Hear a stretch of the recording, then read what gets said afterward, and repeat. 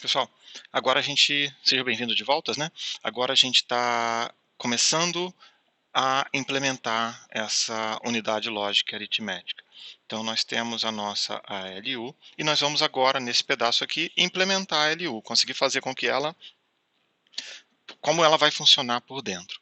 Então, uma das coisas básicas que eu vou tentar fazer, e para facilitar, é reolhar um pouco esse desenho e tentar transformar esse desenho numa caixa um pouquinho mais fácil da gente entender.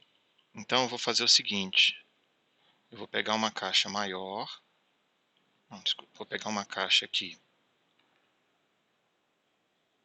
e eu vou colocar os sinais do X aqui, e eu vou fazer de baixo para cima os sinais do Y. Só para desenhar do ponto de vista do nosso diagrama, tá? O X entra aqui, o Y entra aqui. E aí o F não vai ter problema de entrar aqui, e o NO também não tem problema de entrar aqui. Tá? E com isso a gente vai sair com os dois sinais, que é o nosso ZR e é o nosso negativo aqui, e o nosso Alt para cá.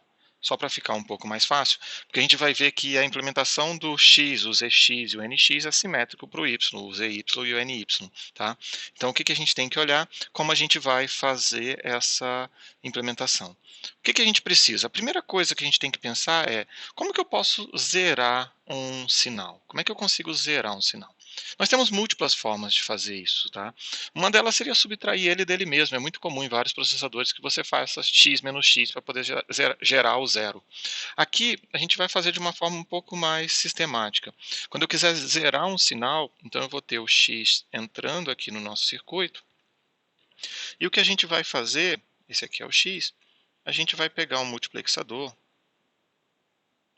e eu vou colocar a outra entrada como sendo zero. Tá?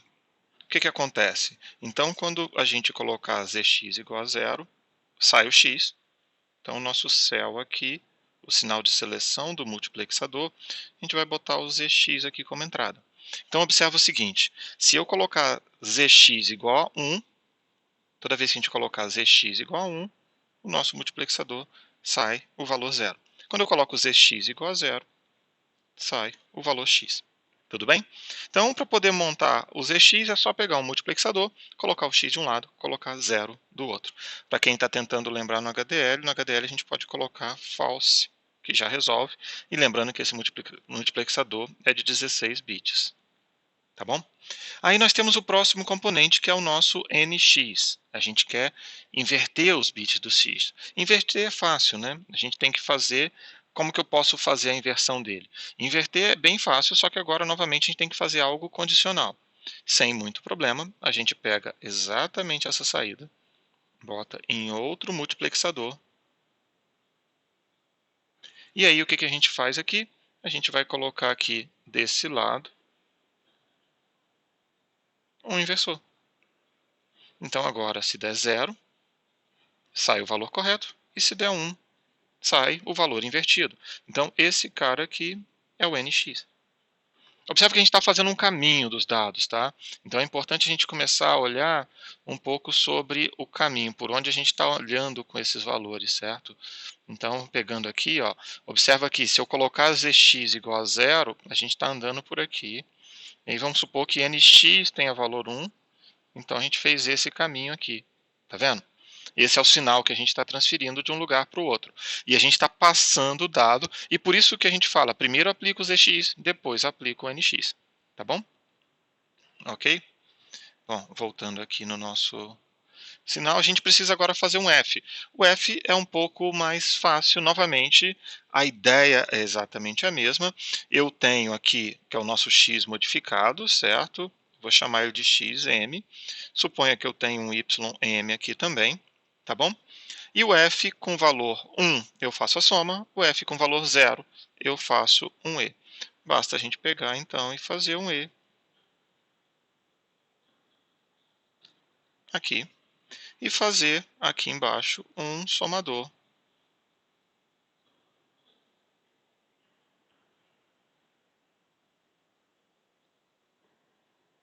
e a gente faz um somador.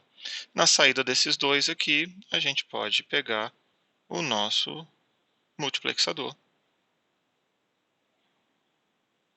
E a gente tem 0 para o E e 1 para a soma.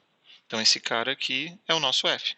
E com isso a gente consegue completar os nossos componentes. Tá? Então, desse jeito, eu vou deixar para vocês olharem e tentar pegar o resultado e fazer a composição dele como um todo. Na realidade, o laboratório é todo esse, eu não vou avançar muito no laboratório. O que fica faltando? Fica faltando o zero. Como é que eu descubro que a minha saída é zero? O que a gente precisa fazer para descobrir que a nossa saída é zero? Lembrando, a nossa saída vai ser zero quando todos os bits do out forem zero.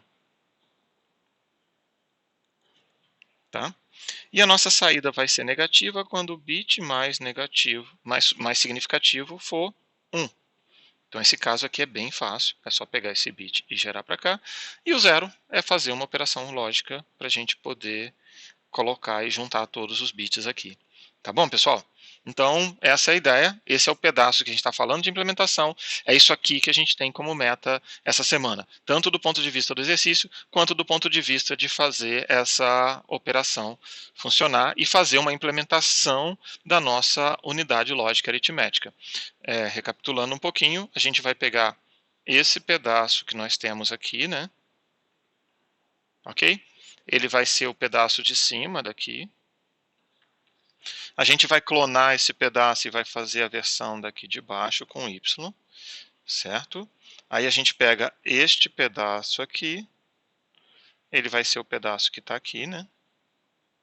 Vocês já sabem inverter, então esse cara aqui é bem simples de fazer, tudo bem? Então, olha, a gente consegue fazer a nossa lógica sem problema. E a gente vai pegar daqui a resposta para tirar o que é zero e tirar o negativo aqui também. Tudo bem, pessoal? Então, é isso que a gente tinha que falar sobre a LU. Vocês vão ter que fazer um laboratório sobre ela e eu vou fazer algumas outras perguntas também no quiz logo depois dessa aula. Tá bom? Até mais então, pessoal.